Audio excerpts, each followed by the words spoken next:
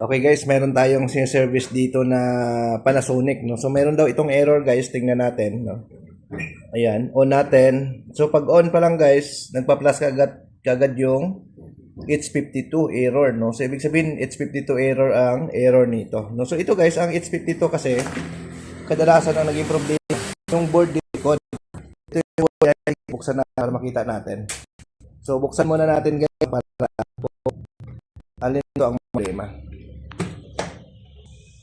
Ayan guys. So ito yung board na yan guys, no? Ayan. So tingnan natin.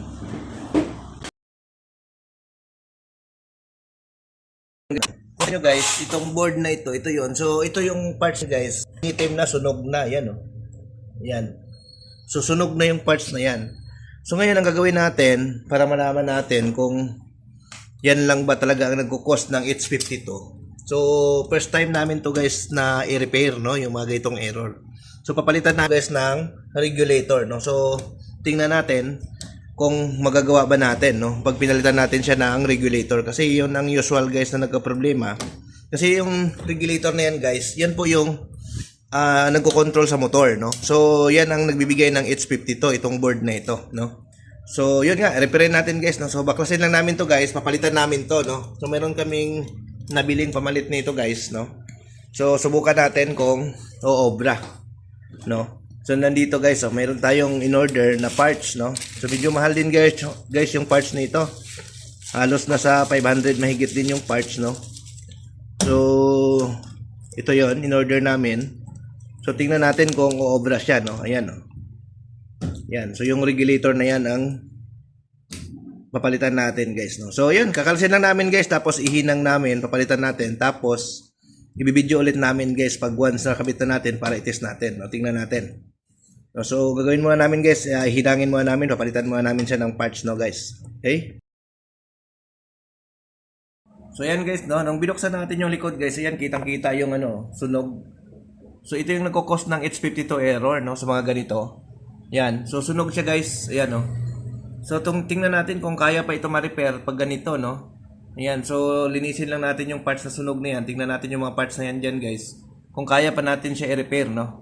So yun guys, no, ang ginawa namin guys, nilinis lang muna namin tong mga nandito yung sunog na parts. Kasi para siyang basa, gawa yung sunog siya, yung silicone parang nagkaroon siya ng liquid form, kaya feeling ko grounded siya.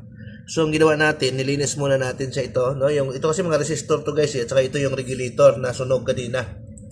So dahil itim na itim siya, nilinis lang namin, no? Sinubukan natin linisin, no? Saka natin palitan kung hindi siya talaga obra. No, sige, titesting natin, no? So nilinis lang natin guys kasi nga possible siya magkaroon ng ground kapag ganun siya nasunog, no?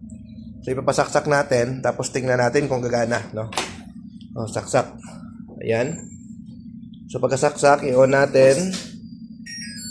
Ayan guys, kung mapansin nyo, hindi na siya nagkaroon ng error, no? Wala na siyang nilabas, no? So start natin. Ayan. So gumana siya, oh.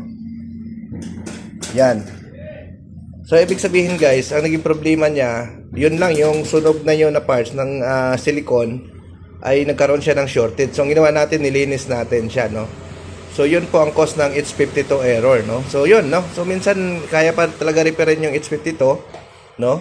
Kung talagang hindi pa naman sira yung mga resistor na nilinis natin kanina, no. So ayan. So working na guys, wala na siyang error, no.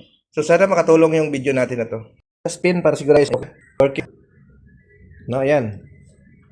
So working na po ito guys, no. Ayan, no.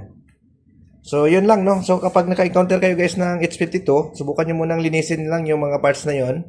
Kapag ayaw pa rin, saka nyo palitan ng regulator guys, no? So, yan, no? So, sana makatulong yung video natin doon sa mga baguhang technician at sa mga luma na hindi pa alam kung paano gawin itong H52 error na ito. Okay guys, thank you. Bye-bye.